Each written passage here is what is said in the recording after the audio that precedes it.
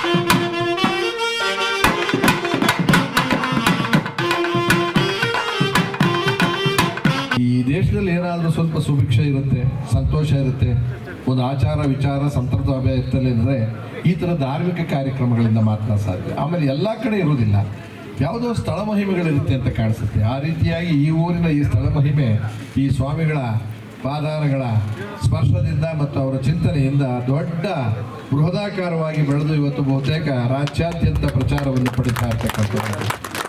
ಅದನ್ನು ಯಾವ ಥರ ಅಂತ ಹೇಳಬೇಕು ಅಂತ ನನಗೆ ಗೊತ್ತಿಲ್ಲ. ಇಲ್ಲಿ ಬಂದು ನಾವೇನು ದೇವರಿಗೆ ಕೈ ಮುಗಿಯೋದು ಒಂದಲ್ಲ, ಬಂದು ಹೋಗೋದ್ರಿಂದಲೇ ಕೂಡ ನಮಗೇನೋ ಒಂದು ಸಂತೋಷ ಆಗುತ್ತೆ, ನೆಮ್ಮದಿ ಆಗುತ್ತೆ. ಆಮೇಲೆ ನಮ್ಮ ಕುಟುಂಬಗಳಲ್ಲಿ ಸ್ವಲ್ಪ ಸಣ್ಣ ಪುಟ್ಟ ಭಿನ್ನಾಭಿಪ್ರಾಯಗಳು ಹೋಗ್ತವೆ, ಆಮೇಲೆ ಸೌಲಭ್ಯಗಳು ಸಿಗ್ತವೆ. ಇದೆಲ್ಲವೂ ಆಗುತ್ತೆ ಅನ್ನೋದು ನನ್ನ ನಂಬಿಕೆ ನನಗೂ ಇದೆ ಮತ್ತು ನನ್ನ ಗೆಳೆಯರಿಗೂ ಇದೆ, ನನ್ನ ಶ್ರೀಮತಿಯವರಿಗೂ ಹೆಚ್ಚಿದೆ, ಜಾಸ್ತಿನೇ ಇದೆ. ನಾನು ಒಬ್ಬ ಭಕ್ತನಾಗೆ ಬಂದಿದ್ದೀನಿ. ನೀವು ನನ್ನನ್ನು ಹೆಚ್ಚು ಮುಖ್ಯಮಂತ್ರಿ ಚಂದ್ರು ಅಂತ ಗುರುತಿಸಿದ್ರು ಕೂಡ ಇಲ್ಲಿ ಒಬ್ಬ ಚಂದ್ರು ಆಗಿ ನಾನು ಬಂದಿದ್ದೀನಿ. ಸ್ವಾಮಿಗಳ ಆಶೀರ್ವಾದ ನಾನು, ನನ್ನ ಶ್ರೀಮತಿ ಮತ್ತು ನನ್ನ ಗೆಳೆಯರು ಮತ್ತು ಈ ಉತ್ಸವದಲ್ಲಿ ಒಂದು ಸಾರಿ ಭಾಗಿಯಾಗಿ ಹೋದರೆ ಸಣ್ಣ ಪುಟ್ಟ ತಪ್ಪುಗಳೇನಾದರೂ ಇದ್ದರೆ, ಲೋಪದೋಷಗಳೇನಾದರೂ ಇದ್ದರೆ, ಸಮಸ್ಯೆಗಳೇನಾದರೂ ಇದ್ದರೆ ಬಗೆಹರಿಬಹುದು ನನ್ನ ನಂಬಿಕೆಯೂ ಕೂಡ ಇದೆ.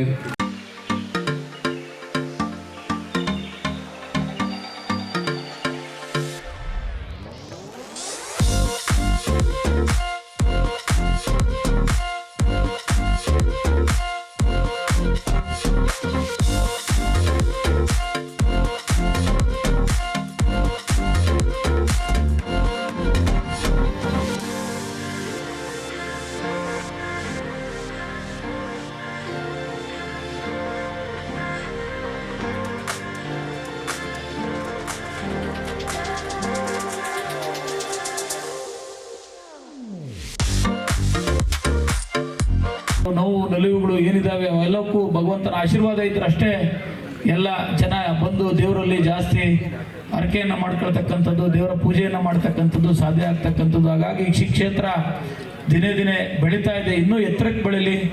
ನಾನು ಈ ಕ್ಷೇತ್ರದ ಭಕ್ತನಾಗಿ ಸದಾ ಸ್ವಾಮೀಜಿಗಳ ಜೊತೆ ಗುರುಗಳ ಜೊತೆ ಇರ್ತೇನೆ. ಈ ಭಾಗದಲ್ಲಿ ನಂದು ಪಕ್ಕದ ಕ್ಷೇತ್ರ ಆದರೂ ಸಹ ನಾನು ಈ ದೇವರಲ್ಲಿ, ನನಗೂ ಈ ದೇವರ ಕೃಪೆಯಿಂದ ಆಶೀರ್ವಾದದಿಂದ ಒಳ್ಳೆಯದಾಗಿದೆ. ಮುಂದೆಯೂ ಸಹ ಭಗವಂತನ ಸೇವೆಯನ್ನು ಮಾಡ್ತೀನಿ, ಈ ಕ್ಷೇತ್ರದ ಜೊತೆ ಸದಾ ಇರ್ತೀನಿ ಅಂತ ಹೇಳಿ ಪ್ರಾರಂಭ ಆದಾಗಿಂದ ಭಕ್ತ ಮುನೇಶ್ವರ ಆಶೀರ್ವಾದವನ್ನು ತೆಗೆದುಕೊಂಡು ಬಂದು ಅವ್ರು ಹೇಳಿದ ರೀತಿಯಲ್ಲೇ ನಾನು ಶಾಸಕನೂ ಸಹ ಆಗಿದ್ದೆ. ಅದು ಬೆಂಗಳೂರು ಪದವೀಧರ ಕ್ಷೇತ್ರ ಅಂದರೆ 36 ಕ್ಷೇತ್ರ, 5 ಲೋಕಸಭಾ ಕ್ಷೇತ್ರ ಉಳ್ಳಂಥದ್ದು. ದೇವರ ನಂಬಿಕೆ ಕೆಟ್ಟವರಿಲ್ಲ. ನಮ್ಮ ವಂಶ ಪಾರಂಪರ್ಯವಾಗಿ ದೇವರನ್ನ ನಂಬ್ಕೊಂಡ್ಬಂದಂಥವ್ರು ನಾವು. ನಮಗೆಲ್ಲ ದೇವರ ಆಶೀರ್ವಾದದಿಂದ ವಿದ್ಯಾವಂತರಾಗಿ ವಿಧಾನಸೌಧದಲ್ಲಿ ಸೇವೆ ಮಾಡುವಂಥ ಅವಕಾಶ ಸಿಕ್ಕಿದ್ದು, ಸಚಿವಾಲಯದಲ್ಲಿ ರಾಜ್ಯ ವಕೀಲರ ಸಂಘದಲ್ಲಿ 20 ವರ್ಷ ನಾನು ಆಫೀಸ್ ಬೇರರಾಗಿ ಕೆಲಸ ಮಾಡಿದ್ದೀನಿ.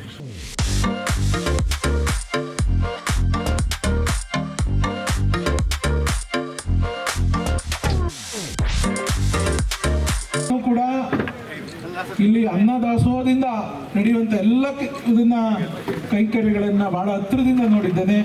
ಯಾರು ಭಕ್ತರು ಬರ್ತಾರೆ ಅವರಿಗೆ ತಿಂಡಿ ಸಮಯಕ್ಕೆ ತಿಂಡಿ ಬಂದಾಗ ತಿಂಡಿ, ಮಧ್ಯಾಹ್ನದ ಪ್ರಸಾದ, ರಾತ್ರಿ ಪ್ರಸಾದ ಎಲ್ಲವೂ ಕೂಡ ಸ್ವಾಮೀಜಿಯವರು ಬಹಳ ಕರಾರುವಕ್ಕಾಗಿ ನಿರ್ವಹಿಸಿ ನಡೆಸ್ಕೊಂಡು ಬರ್ತಾ ಇರ್ತಕ್ಕಂಥದ್ದು ಒಂದು ಪುಣ್ಯದ ಕೆಲಸ ಅಂತೇಳಿ ನಾನಾದರೂ ಭಾವಿಸಿದ್ದೇನೆ.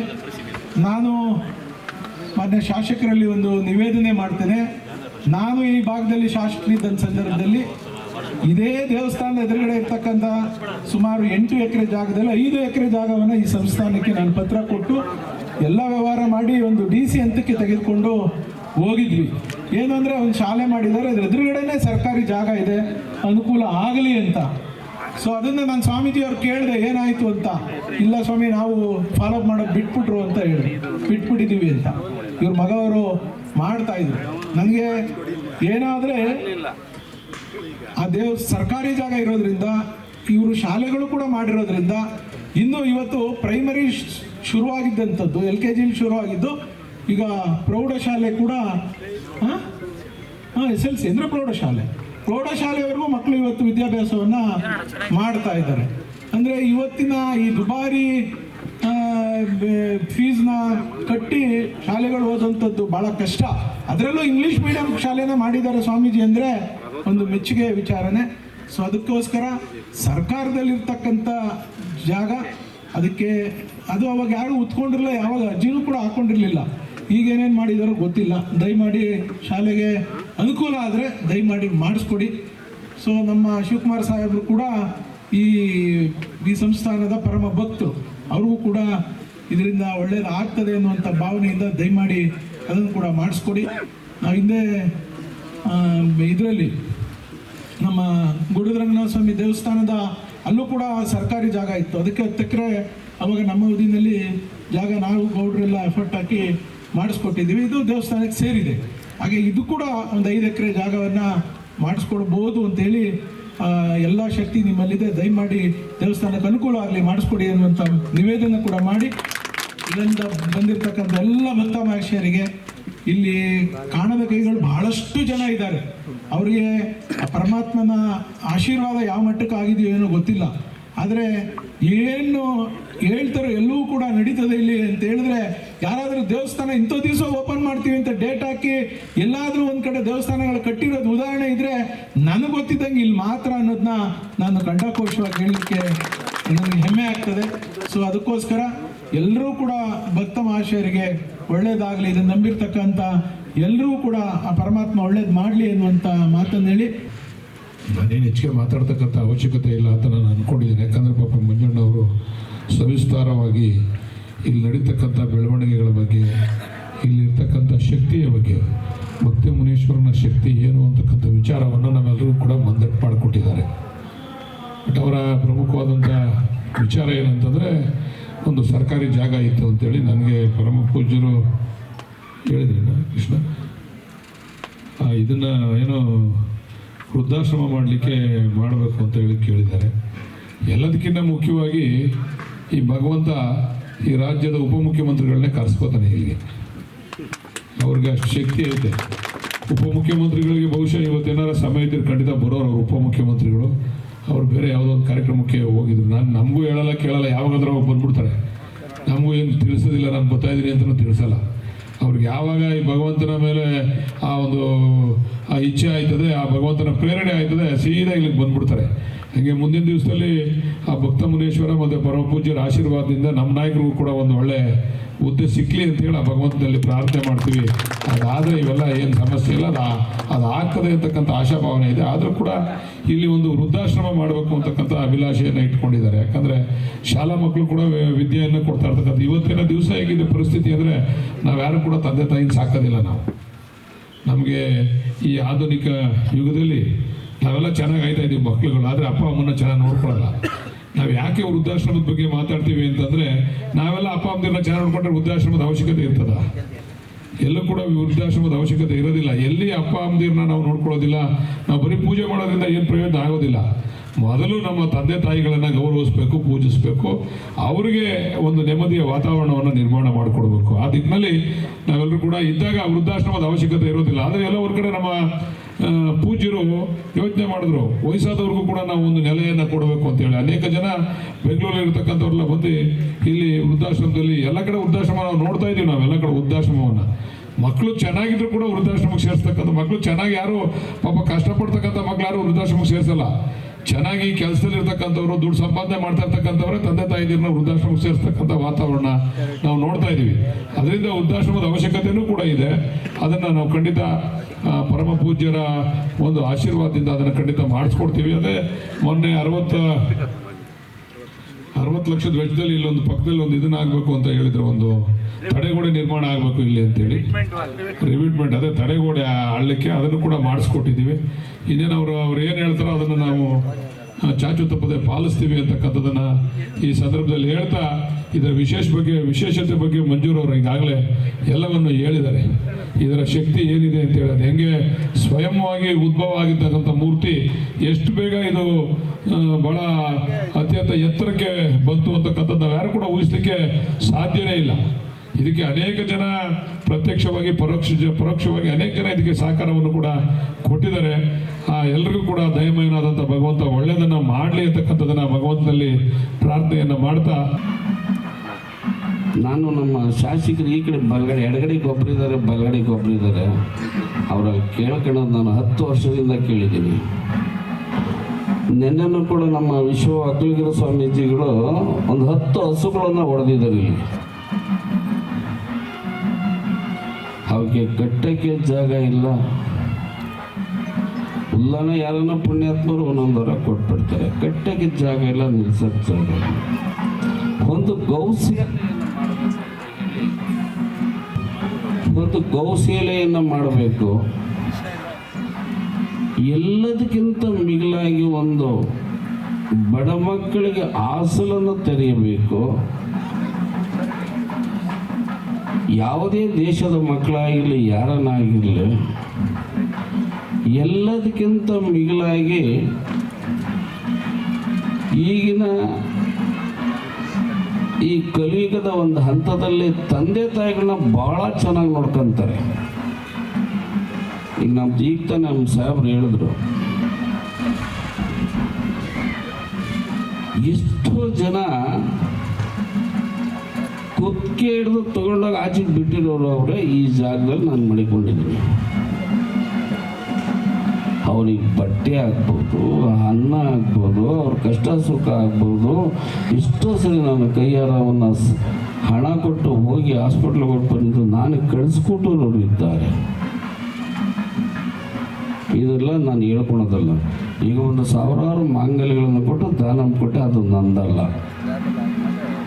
ಅದನ್ನು ಹೇಳ್ಕೊಂಡು ಯಾವುದು ಮಾಡೋರು. ಯಾಕೆಂದರೆ ನೋಡಿ, ಮಧ್ಯದಲ್ಲಿ ಈ ಕಣ್ಣು ಕಂಡ್ರೆ ಈ ಕಣ್ಣಿಗೆ ಹೋಯ್ರಿ, ಈ ಕಣ್ಣು ಕಂಡ್ರೆ ಈ ಕಣ್ಣಿಗೆ ಹೋಯ್ರಿ.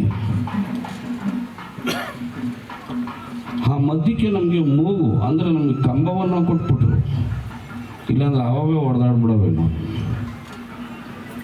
ಅದಕ್ಕೋಸ್ಕರನ ಆ ಅವಕಾಶಕ್ಕೆ ಒಂದು ಗುರಿಯನ್ನು ಕೊಡದೆ, ಯಾವ ರಾಜಕೀಯ ಒತ್ತಡವನ್ನು ತರದೆ ಈ ಕ್ಷೇತ್ರಕ್ಕೆ ಒಂದು 10 ಎಕರೆ ಭೂಮಿಯನ್ನು ಮಾಡಿಕೊಡಿ ಅಂತ ಹೇಳಿ ಆ ಭಕ್ತಮನೇಶ್ವರನ ಪಾದ ಸಾಕ್ಷಿಯಾಗಿ ಕೇಳ್ಕೊತ ಇದ್ದೀನಿ. 10 ವರ್ಷದಿದ್ದರು, ನನಗೋಸ್ಕರ ಬೇಡ. ನಂದು ಏನು ಭೂಮಿ ಇತ್ತು, ಒಂದು 5 ಎಕರೆ 3 ಎಕರೆ ಎಷ್ಟಿತ್ತು ಅಷ್ಟು ಕೂಡ ನಮ್ಮ ಶ್ರೇಷ್ಠಿಗೆ ಬರೆದು ಬಿಟ್ಟಿದ್ದೀನಿ. ಅದಕ್ಕೋಸ್ಕರ ನಮ್ಮ ಶಾಸಕರ ಹತ್ರ ಹಿಂದೆ ಬಂದಾಗ ಕೇಳಿದೆ, ಸ್ವಾಮಿ ಇಲ್ಲಿ ಮಳೆ ಬಂದರೆ ಕೊಚ್ಕೊಂಡು ಹೊಂಟೋಯ್ತದೆ, ಒಂದು ತಡೆಗೋಡೆಯನ್ನು ಮಾಡಿಕೊಡಿ ಅಂತ ಕೇಳಿದೆ. ಏನೋ ಒಂದು 60 ಲಕ್ಷ ಹಾಕಿ ಅದನ್ನು ಒಂದೇ ವಾರದಲ್ಲಿ ಮುಗಿಸಿರು. ಅರ್ಧ ಮುಗಿಸಿರು, ಇನ್ನು ಅರ್ಧ ಹಂಗೆ ಇದೆ ನೋಡಿ. ಆ ಕಡೆ ಹಂಗೆ ದೇವಸ್ಥಾನ ಪಕ್ಕದಲ್ಲಿ ಹಂಗೆ ಇದೆ. ಈಗ ಇದನ್ನು ಯಾರಿಗೆ ಕೇಳಬೇಕು ಅನ್ನೋದು ನನಗೆ ಗೊತ್ತಾಗ್ತಾ ಇಲ್ಲ. ಈಗ ಅವ್ರು ಒಂದೇ ಮಾತು ಹೇಳಿದ್ರು, ಈ ರಾಜ್ಯದ ಉಪಮುಖ್ಯಮಂತ್ರಿ ಪಕ್ಕದಲ್ಲೇ ಮಾಡಿಕೊಂಡವ್ರಂತ ಹೇಳಿದ್ರು. ಆದರೂ ಮನೇಲಿ ಉಳೋ ಎತ್ತ ಬಿಟ್ಬಿಟ್ಟು ನಾವು ಬೇರೆ ಎತ್ತು ಹೋದ್ರೆ ಸ್ವಾಮಿ ನಮ್ಮನ್ನ ಹತ್ರಕ್ಕೆ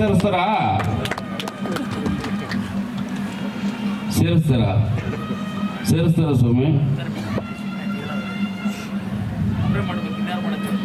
ಈಗ ನಮ್ಮ ಶ್ರೀನಿವಾಸ್ ಅವರು ನನಗೆ ಹೇಳ್ಕೊಳಕ್ಕಾಗಲ್ಲ, ಖಂಡಿತ ಹೇಳಂಗಿಲ್ಲ. 5 ಕೋಟಿ ರೂಪಾಯಿನ ಸ್ಕೂಲ್ಗೆ ಸ್ಯಾಂಕ್ಷನ್ ಮಾಡಿಸ್ತೀನಿ ಅಂತೇಳಿ ದುಡ್ಡು ಕೂಡ ಕಟ್ಟಿದ್ರು, ಅವನಿನ್ನೂ ಕೆಲಸ ಹಿಡಿದಿಲ್ಲ. 5 ಕೋಟಿಗೆ ಇವತ್ತು ಪಬ್ಲಿಕಲ್ಲಿ ಹೇಳ್ತಾ ಇದ್ದೀನಿ, ಅವ್ರಿಗೆ ಹೇಳ್ಕೊಂಡಿಲ್ಲ. ಈ ದೇವಸ್ಥಾನಕ್ಕೆ ಪಾಯ ಹಿಡಿದಾಗಲಿಂದಲೂ ಸಾಕಷ್ಟು ಸೋರಿದ್ರು, ಅವ್ರಿಗೆ ಹೇಳ್ಕೊಂಡಿಲ್ಲ. ಆದ್ರೆ ನಮ್ಮ ಶಾಸಕರ ಹತ್ರ ಇವರಿಬ್ಬರ ಹತ್ರಕ್ಕೂ ನಾನು ಹೋಗಿಲ್ಲ. ನಾಳೆಯಿಂದ ಇನ್ನು ಕಾಲು ತೆಗಿತೀನಿ, ಎಲ್ಲಿದ್ರು ಬಿಡಲ್ಲ. ದಯವಿಟ್ಟು ಇದ್ಕೊಂಡು ಮಾತ್ರ ಇಲ್ಲ ಅನ್ಸ್ಕೊಳಕ್ಕೆ ಹೋಗ್ಬೇಡಿ, ನನಗೆ ಬರಾಗ ಹೋಗುತ್ತೆ. ಊಳ ಎತ್ತು ನೋಡಿ ಇಲ್ಲಿ ಕುಂತಿದೆ, ಅದು ಕಟ್ಟೆ ಮನೆಯಿಂದ ಹೆಸರು ತಗೊಂಡ್ಬಂದಿರೋದು. ಅನೇಕ ಸೇವೆಗಳನ್ನು ಸಲ್ಲಿಸಿದ್ದಾರೆ ಈಗಾಗಲೇ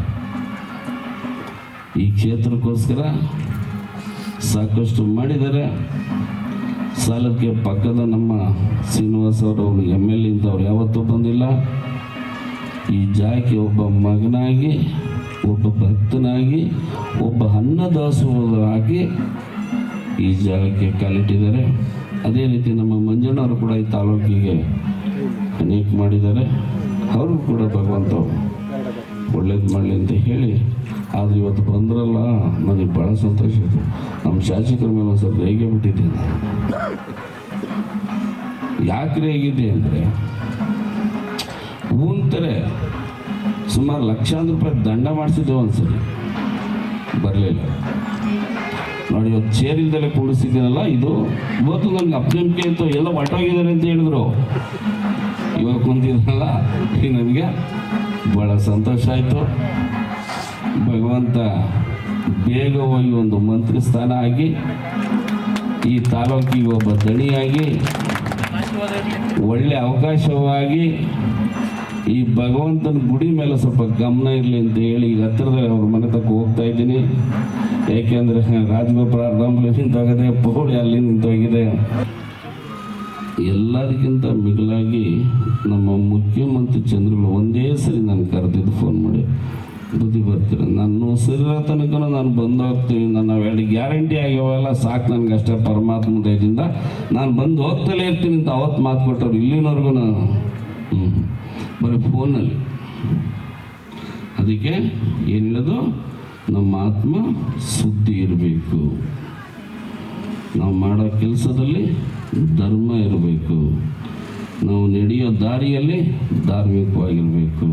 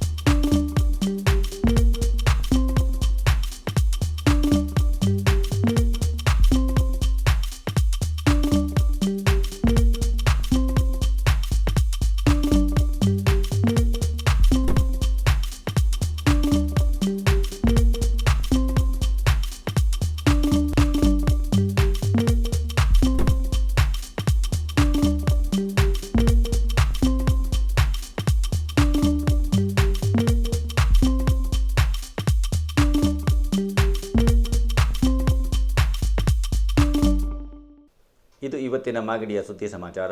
ನಿರಂತರ ಸುದ್ದಿ ಸಮಾಚಾರಕ್ಕೆ ವೀಕ್ಷಿಸಿ ನಿಮ್ಮ GTV ನ್ಯೂಸ್ ಕನ್ನಡವನ್ನು. ವಂದನೆಗಳು.